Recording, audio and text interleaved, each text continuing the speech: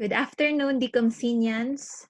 Welcome to our lesson 2 about educational technology. And our main topic for this afternoon is choosing and applying educational technology.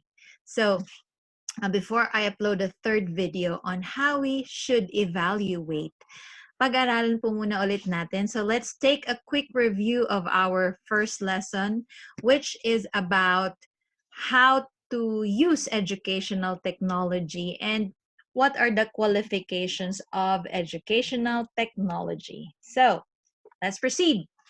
As you could remember, educational technology is actually classified into two: material and non-material. When we say material, something that you can use or hold on to, like physical materials or hardware or equipment. But nowadays, material doesn't only refer to hardware or equipment. It also refers to the software and other multimedia objects. And also non-material, which talks about or which classifies the principles, the theories, the strategies used in educational technology or in teaching and learning. Educational technology is very useful in the following, and actually marami pang use or application ng educational technology, and these are some of those important use of educational technology I've mentioned before. So first is to arouse and sustain your interest and attention, especially that we are not in front of you, hindi na madadala sa lakas ng boses or pag maglalakad si ma'am malapit sa'yo. So we find ways to sustain and arouse your interest na kayo pa rin masustain sa pag-aaral ninyo. And next is to concretize concepts and ideas to promote learning, especially on topics that are a little abstract to some of us. So what we can do is to use visual aids, concept maps, and other ways to concretize abstract concepts to students. And of course, to make learning more permanent by providing rich experiences. This pandemic gives us a lot of rich experiences when it comes to education. Bago sa atin to asynchronous, synchronous, flexible, or distance learning. And it helps us adopt, adjust our way of teaching and our way of learning. And of course, we make learning interactive through the use of educational technology. You can interact with your teacher despite of our distance, physical distance. Now, it's also one way to check if you are prepared. I remember this teacher, she said, when a lot of people are complaining about academic freeze and postponing education or the start of classes, but the question is, when will we be prepared? So one way to check if the students are prepared to go to the next level is to undergo to different assessment and different teaching and learning activities. Now, we will also find different ways or materials to use in checking your preparedness.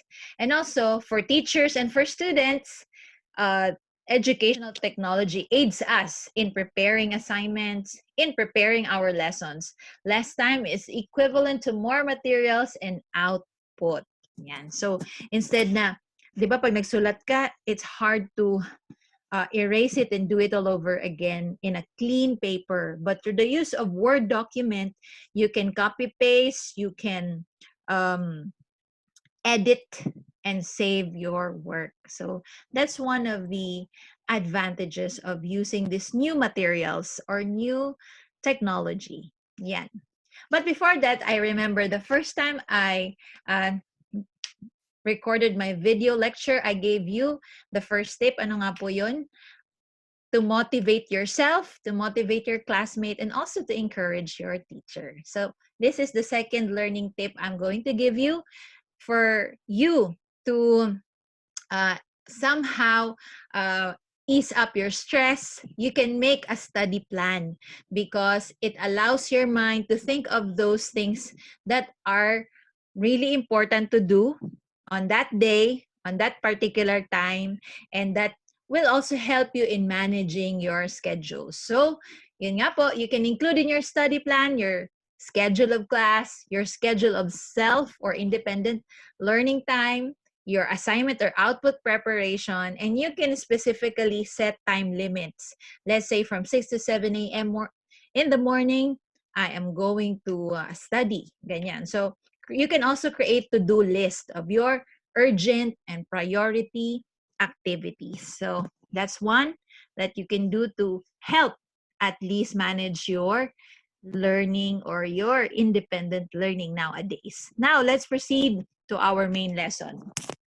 So class, as I mentioned earlier, educational technology is very important because it helps the teachers manage the class, whether I am in front of you or not, as well as the students can also manage their studies, whether they are near or far from their teacher or despite of the geographical um, barriers or differences natin in our schedule. So educational technology is a field of study that investigates the process of analyzing, designing, developing, as well as the implementing and evaluating the instructional environment and learning materials. And ang pinaka-end goal niya, the end goal of educational technology is to improve our teaching and learning experience. When we say the process of analyzing in educational technology, we try to study the process of choosing and applying what instructional material, how am I gonna create it, design it, develop it to a certain audience, how am I gonna apply it in this setting, in a video lecture or in a classroom setting. And of course, after that, we evaluate, ibig sabihin, what needs to be improved in our instructional environment and in our preparation of learning materials. Now, to go to the more specifics of our lesson. So, kung mapapansin nyo dito, on these pictures and dito sa nakalagay from DepEd, educational technology refers to all of these but are not limited to what is included in this picture. Kung makikita nyo, may mga equipment, may smartphone, may laptop, merong mga bata guided by their parents, meron naman nasa classroom setting, may mga gamit na pen or paper, at ito, meron ding guidelines on how to deliver the lessons in blended and distant learning. It means that all of these comprise both the modality, the strategy, and then the theory behind it, as well as the hardware, software use. This all refers to educational technology. It works hand in hand. Kaya, our main focus in this lesson is choosing and evaluating educational technology. In my third video, I'm going to give you the criteria of evaluating the educational technology you will utilize. Okay, so what are the things that you can consider in choosing and applying educational technology? So I've summarized it into 4. The first is, anong type of technology integration will you apply?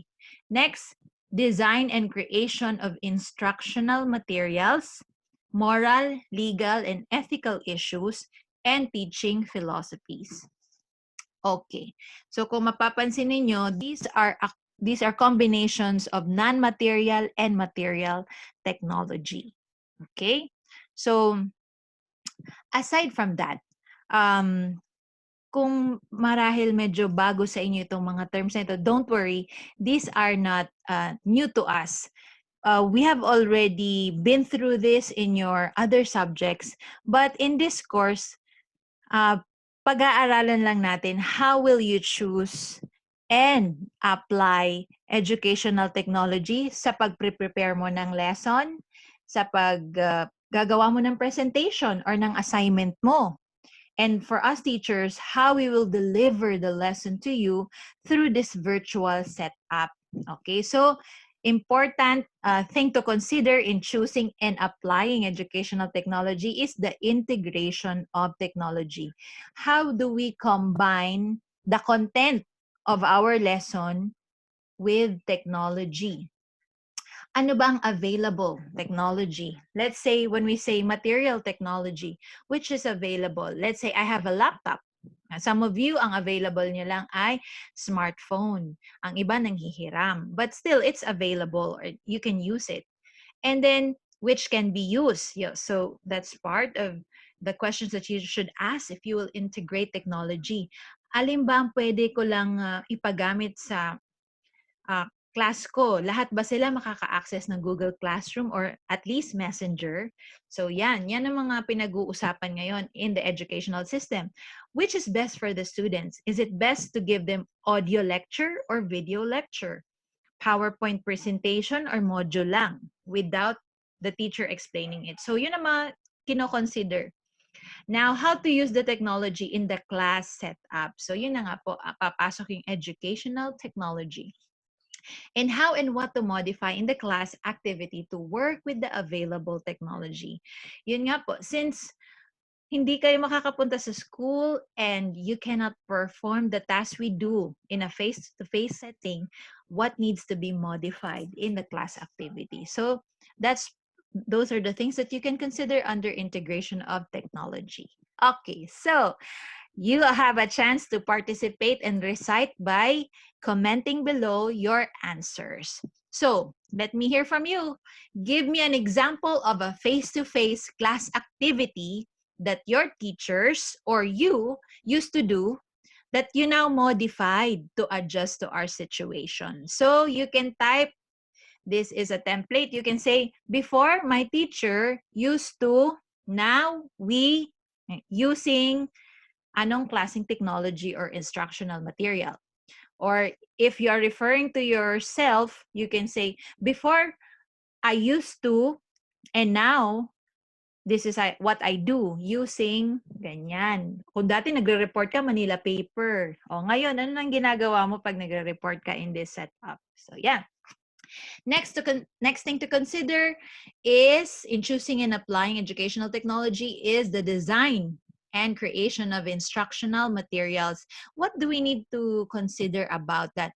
Okay lang ba yung sinulat mo lang lahat ng words, or what do you have to consider? So here, we need to consider design principles. Sabi ko nga, merong iba-ibang learning style sa mga students. So when you report, you don't just write there because you want to write it. And iisipin mo, will my classmates learn if I will just write it, or kailangan ko ba mag-draw ng chart? Gumawa ako ng chart, mag-draw ako ng concept map. Yan, based on your classmates' learning styles, or me as a teacher, I will consider also your learning style. And how to create instructionally effective materials. It takes time because I have to know my students first and your situation for my instructional material to be effective at magamit yun. And how will I know that? I will make use of assessment. Yan. So, in our next lessons, mapag-uusapan natin yung assessment. Now, what types of materials to create to best meet the learner needs? Yan. So, ngayon nga po, ito yung isa sa mga issues natin. What types of materials?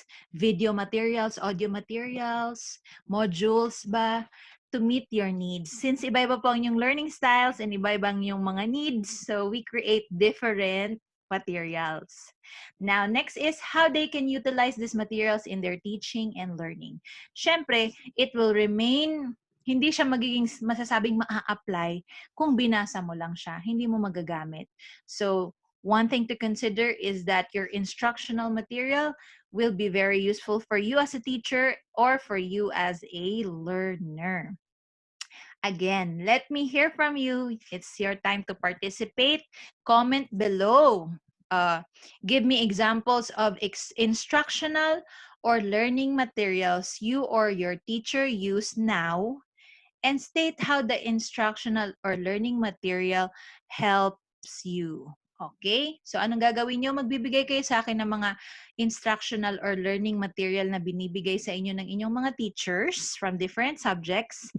And, pakisabi din kung paano yun, kagaya nito, ang video ito, nakakatulong sa iyo as a student. So, yung iba gumagamit ng module, yung iba nag-upload ng picture, at hindi natin alam kung ano pa yung iba ginagawa ng mga teachers. So let me know how those different instructional or learning materials help you right now.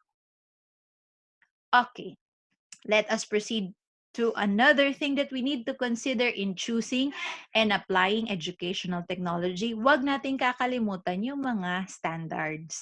We have moral, legal, and ethical standards. Now, we have to understand that we are governed by laws and standards internationally and also in our country. At meron nga pong tinatawag na cybercrime or plagiarism, and copyright and fair issues, which involves access to information. So now we have to be careful as students not to violate these moral, legal, and ethical issues. So kung sa classroom dati bawal ang cheating, bawal pa rin ang cheating ngayong panahon kahit na distant learning tayo. And also, meron, kung mapapansin ninyo, mamaya may papakita akong example. Meron ng mga ways on how we can check if the answer is just copied. Ibig sabihin, kinapi-paste lang sa isang website. Hindi mo pinaraphrase or hindi mo nilagay sa reference kung saan ang galing yung idea. Cliname mo as your own. So that is not right. Kaya mahalagang i-consider natin na pag gagamit tayo or pipili ng educational technology or any material, video or audio, you have to make sure that it is allowed to be used by you. And kung hindi man, ay pupunta tayo doon sa fair use. Yan. We can use materials for educational purposes. So, pag-aaralan natin to further. So, again, you have a chance to participate. Let me hear from you. So, as a student, how should you use the materials available on the internet, books, and other materials? Paano mo ba siya dapat na gamitin? Let's say, mayroong article available on the internet or may nabasa ka from books at parang yun yung sagot sa yung assignment. Now, how should you use that in your preparation or in your output? So please give or comment below some laws and guidelines in using ideas, songs, or materials prepared by another person. Okay. This is the fourth one to consider in choosing and applying technology. We have to consider teaching philosophies. Pag sinabi mong philosophies, these are the guiding principles in teaching. Now, you can ask yourself these questions. What is the role of technology in education? How should technology be used for teaching and learning? Kailan lang ba dapat siyang gamitin? Yung material na yon, kailan lang ba dapat siya gamitin? Hindi ba pwedeng buong klase mo nanood lang sila ng film? Ganyan. Or, what types of learners? You have to consider the learning style, the age, the ability, the gender, and their capability. At also the materials available, which can best benefit from what types of technology. How does technology affect what and how we teach? How does technology affect our lifestyles and our whole educational system? So medyo malalalim na tanong ito.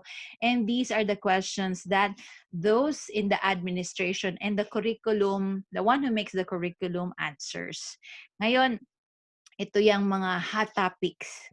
How can we reconstruct education with the use of technology in this pandemic? But these are important questions to ask ourselves or consider when we become teachers. Now, of course, ang purpose natin for choosing and carefully choosing and applying educational technology is to improve your teaching and the teaching and your learning experience in general. And yung tama na pagpili at pag-apply nitong mga available educational technologies is seen as one of the solutions in solving educational problems and concerns such as the lack of motivation. Kagaya nga ng sinabi natin kanina na isang purpose or use of educational technology is to motivate students. Yan. Ano pa? Discipline. Yan. And masana wala nang magda-drop out. So, ibig sabihin, we need to find ways to allow the students to participate in the lesson with the available technology that they have. And syempre, these will help in facilitating learning of basic skills, life skills, critical thinking, and other educational concerns. Now, ang sabi nga, when students are engaged deeply, they learn more effectively and perform better in their courses. Do you agree? Kailangan daw na you are engaged deeply para kayo ay matuto more effectively in the course that you are being taught.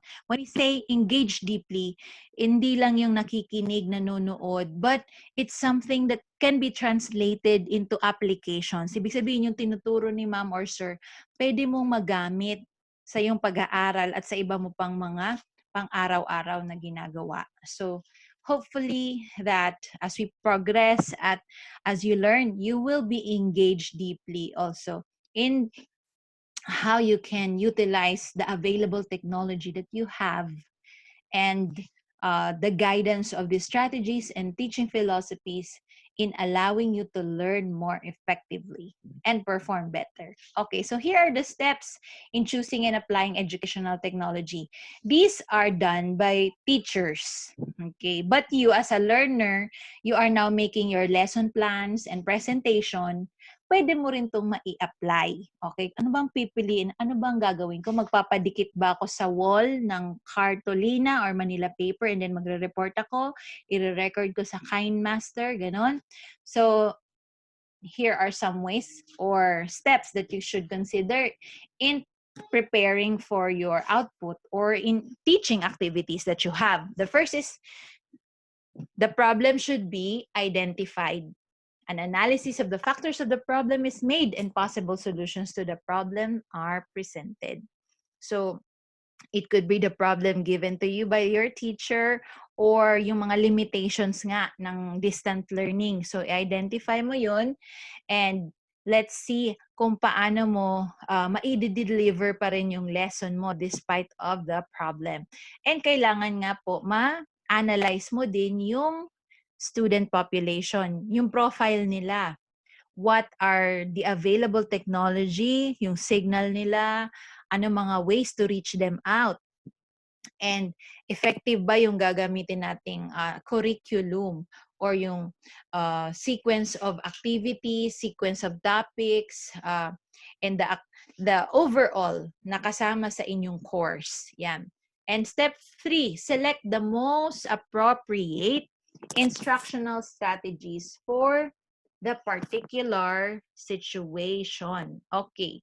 So, yun nga, for the particular situation. So, iba-iba ang situation natin. So, you have to select the most appropriate instructional strategies for the particular situation. So, ako naman, as a teacher, correct me if I'm wrong, naisip ko mag-record ng video lecture aside from giving you modules because I think most of you na may smartphones access YouTube, access Facebook, and it's one way for me to deliver the lesson aside from giving you reading materials. So, yan po. Now, next is your instructional materials and resources are selected that are suitable for the curriculum and the mode of instruction chosen. Kaya, ngayon ang mga teachers dito nag-a-adjust.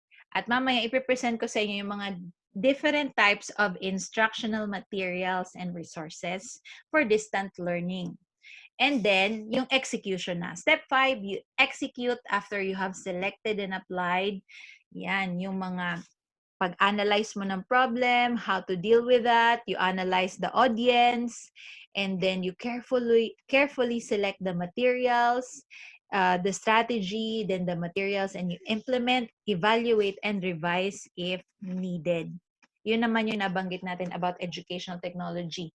Laging merong revision. We try to improve everything from your previous experience up to now. Okay, so kung kailangan mo baguhin ang yung style of presentation, baguhin ang iyong material, you may do so to improve your teaching and learning experience. Okay, now, what I'm going to present to you are various instructional materials you can choose from now that we are actually engaging in a distant learning setup. So, as you all know, the learning materials today, ang dami-dami. You have a lot to choose from. Iba't ibang apps, iba't ibang materials. But, sabi nga natin, we have to carefully select and apply. Yan. And of course, pag may napili na tayong material, we should know well how to use it and also study how that will affect our students and the content of our lessons. And also, we have to understand that technology, kapag na-maximize natin yung pagpili ng tamang strategy and material, will promote higher level thinking, independent learning, and lifelong learning. We just have to study how we can make use of technology for our advantage. Okay? So let us remember that all of these areas of educational technology, the goal is for the improvement of a specific aspect of teaching and learning. Ano ba yung mga different aspects of teaching and learning? Kasama dyan yung instruction, kung paano yung binibigay sa inyo information. Assessment, yan. Kung paano naman namin inaalam kung may natutunan or hindi. And syempre, yung other aspects of education pa. Now, yung classroom management, ayan. Dati sa classroom management, pag sinabi, please keep quiet, ayan, or please listen. O ngayon, hindi namin nakikita if nakikinig talaga or hindi. So we have to make use of assessment tools to know if you learned something through activities or through recitation. Now, the technology or the instructional material, whether software or hardware, is selected to help us meet these goals. So let's go to the different instructional materials to choose from for either knowledge-based learning. Pag sinabing knowledge-based learning, ito yung mga subjects wherein you acquire knowledge through lectures, books, by reading, listening, and watching, kagaya ng ginagawa nyo ngayon, for you to progress to another level of learning. And ang another type naman of learning is yung skill-based. You acquire it by doing. And syempre, the best way to be an expert or to master the skill is to practice it regularly. In this course, these two are combined. Ngayon, knowledge-based learning, when you do your output, that's skill-based learning. And later on, you will be doing your own material, designing your own material for your major output in this class. Ibig sabihin, kayo yung magpe-prepare ng lesson, kayo mag-i-implement at mag-i-evaluate ng inyong lesson. So, tingnan natin as we progress in this subject kung ano yung mga pwede ninyong gawing materials. Okay, so here are the items to utilize for teaching or learning. So you can see instructional materials are both used in classroom and in distance learning. Nandito tayo sa distance learning type of education ngayon. So we have synchronous, ibig sabihin yung sama-sama. One meeting, virtual meeting, sabay-sabay na paggawa ng activity. And yung isa yung asynchronous, yung independent learning, wherein you can do your activity at your own time, kung ano yung napili nyo, between between the set, schedule, or deadline. Meron lang mga sinet na deadline or schedule. And syempre, instructional materials are also utilized for classroom or face-to-face or traditional teaching or learning.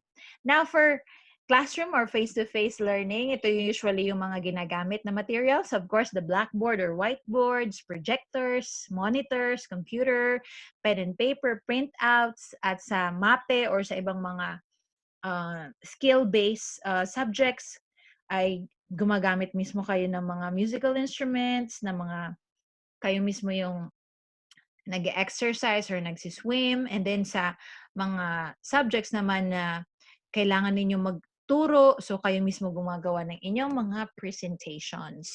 So in distance learning, there are additional instructional materials na mas ni-utilize natin ngayon, kagaya ng mga video recorders, video making apps, yung Google Classroom, the internet, and so on and so forth. Unahin na natin sa mga various types of instructional materials or items ay ang mga learning management systems. This type of material, you can store and track information. Matatrack kung sino yung nag-pass at hindi nag-pass ng assignment. And makikita nyo din doon yung mga stored materials or uploaded ng inyong mga teachers. You can access to different learning resources wherever you are and whenever. Di ba dati kung hindi ka nakapag-note sa klase mo, ay wala. Hindi ka nakakopy sa classmate mo, wala kang pag-aaralan. But now, you can access those learning management system like the Google Classroom and pwede mong balikan or i-download yung module. And also, this app allows us to monitor your progress. So pag nilagyan nyo ng rubrics or ng grades, makikita mo agad, ganito pala yung score ko. And makikita din yung performance kung lagi kang late mag-submit. Ayan. But sometimes, I also consider those students who just pass their preparation through Messenger because, yun nga po, hindi tayo pare-pareho ng available technology. So, here are some examples of learning management systems. Yung Moodle, pero tayo mas familiar with Google Classroom. That's what we use. And here are other softwares that you can also use. So software tools, word processing, yan, database. So we have the Word document, yan, database, spreadsheets, Excel, telecommunications, mga Skype, presentation, meron ngang slide share, and so on and so forth, authoring, Wattpad, 'di ba? Yung ganung app, Graphic Paint, yung EBIS, 'di ba? And other software. Software types, merong mga software types wherein you can do drills and practice, tutorials, computer-based instruction, and simulations. Kagaya ng mga games ninyo and mga games. Yan. So, balikan ko lang kanina yung Google Classroom. Isa sa mga feature niya ngayon na bago ay this learning management system can now check kung ang iyong sagot ay copy-paste or not from your own doing. Kinapi mo lang from other person. So, meron na ngayong plagiarism checker ang Google Classroom. Kaya, yan, class, kindly paraphrase and make sure that you cite your reference and do not just copy-paste kung anong sinabi. You have to incorporate and state the idea in your own words. Ano pa ang other, aside from software, learning management system, we also have hardwares or equipment use. Kayo po ay familiar with all of these: smartphones, scanner, camcorder, webcams, computer, tablets, printer, headphone or headset, yan, ring light, and LCD projector. Hindi naman to kailangan lahat meron ka, but at least the basic ones that you need for studying. And syempre, pag sinabi nating material, hindi lang yung hardware, hindi rin lang yung mga nahahawakan ng ating mga kamay. But these are also multimedia objects like those apps na Canva. Yan. Wherein you can create and find graphics, images, audio files, video files, and animations. So, paano mo siya magamit sa education? Well, you can import these multimedia objects into your report or presentations and learning materials. And kapag na-utilize mo ito ng tama at nagamit mo siya uh, to teach or to learn, then definitely mas magiging maganda ang iyong learning experience. Yan.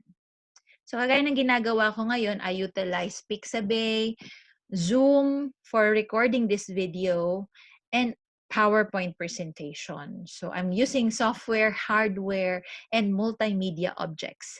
Now, ito naman yung mga different audio and video conferencing tools that you can use. Google Meet, Messenger, and Zoom. And meron pang mga iba't ibang uri ng audio and video conferencing tools. Ang tanong is, kailan mo lang siya dapat gamitin? How many times? What's the best way to use it? At anong particular lesson ang kailangan mong gawin to? Or anong strategy ang gagawin mo when you use Google Meet, Zoom, and Messenger? So, kailangan talagang pag-isipan at pag-aralan. Kasi hindi naman lahat, yung iba, di ba, ino-on lang yung video pero hindi naman nakikinig sa teacher. So, it means we have to find the best teaching method in order for us to utilize Google Meet and Zoom na interactive pa din ang class. Ito class, I don't know if you have used this, pero may tinatawag tayong mga web boards, parang mga online blackboards or whiteboards wherein both the teacher, both the student can write or discuss together. At isa dito sa nagamit ko ay ang Jamboard. Jamboard allows you to, yan nga po, post, nakikita nyo ba yung nasa screen? Mga post-its wherein you can recite and type in your answer at the same time that your teacher is discussing. So, kailan mo siya dapat gamitin? Kailan ba siya magiging useful for you? Yan ang dapat mong alamin. But these are useful for interactive and simultaneous na mga activities. And of course, one of my strategies used in this course is to make use of web pages. At yun nga po ang Facebook page wherein I display information and I also allow you to recite together with other blocks and also upload other materials and updates in that page. So yun po ang isang purpose ng web page. And kayo din po, you make use of the internet. Most of you are. So yan, maging maingat lang kasi pag sinabi kasing internet, hindi kagaya ng lesson na mayroong syllabus, may course guide. Pero pag pumunta ka sa internet, napakaraming information. So, ibig sabihin, napakarami mong pagpipilian. Now, you have to be careful in analyzing and evaluating which information is useful for you. Hindi mo kailangang kunin lahat and not even use yung pinaka-top search. Yan. So, dapat maging maingat. So, there are also ways on how to evaluate and analyze the information you get from the internet. But definitely, isa po ito sa mga very useful na instructional, source of instructional material ng mga teachers at ng mga estudyante. So, again, before we end, let me hear from you again. Can you add more instructional materials or objects not mentioned in my list? Please comment it below for your recitation and participation. Okay, so here are the references, both online and the textbook, Theories and Principles of Educational Technology. In our next lesson, I will be uploading or teaching you about the criterias you can set in selecting or evaluating naman the educational technologies you have selected and applied. Paano mo na siya ngayon i-evaluate? Okay? So, one final motivation, please never give up. I'm sure that you can get over this, and I'm sure that when you pray, God will help you overcome all the problems that you are facing. And together, we can help each other learn more and apply those learning in our lives na maging beneficial siya sa ating pag-aaral at sa ating pagtatrabaho at sa ating family din and our personal growth. So again, thank you. This is Ma'am Faith. Paalam muna. God bless everyone. Bye.